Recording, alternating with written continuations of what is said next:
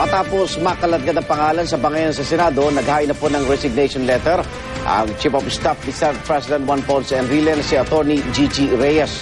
Pero hindi ito tinanggap ng leader ng Senado. Nagpaliwanag naman si Enrile tungkol sa kinekwestyong dagdag pondo ni Senador Alan Peter Cayetano. Saksi si Ivan Mayrina. Hindi niya nababayaran na utang niya. Matapos sila magsagutan ni Senador Alan Peter Cayetano bago ang break sa sesyon, kalmado at malamig na ang ulo ni Senate President Juan Ponce Enrile sa kanyang pagbabalik sa plenaryo. Paghingi ng paumanhin ng pambungad niya, pero hindi kay Cayetano. Kasunod dito idinetalya ni Enrile ang kabuang budget ng Senado na kinukwestiyon ni Cayetano. Gate niya, hindi lang daw siya ang Senate President na nagpamudmod ng dagdag pondo at hindi rin daw ito ang unang pagkakataong ginawa niya ito bilang leader ng Senado. I gave them the same thing in 2009. Nobody complained.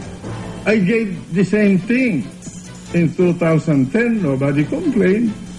In 2011, I also gave the same thing.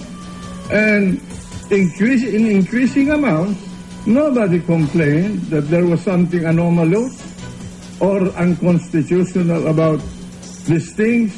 It was only now that it happened simply because I made the mistake of differentiating between the majority and the minority.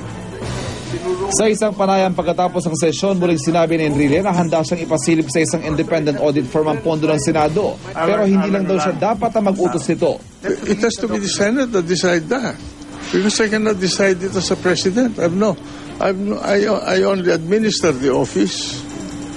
I only make decisions for the office.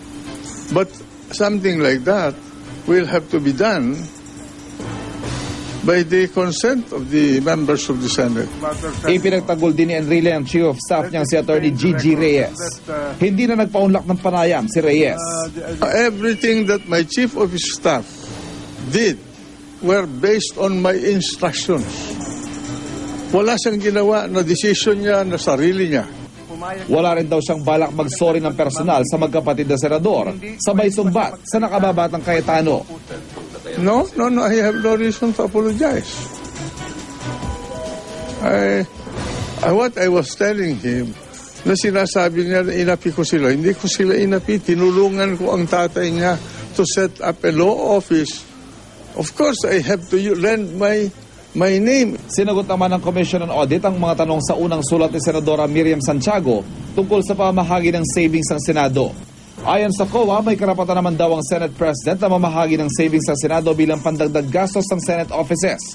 Alinsunod sa batas, hindi raw nire-require na i-detalye kung magkano dapat ang hatian ng pondo. Paglilinaw pa ng COA, wala raw sa mandato nilang silipin kung bakit nagkaroon ng savings ang isang ahensya ng gobyerno o kung sinadya bang magtipid.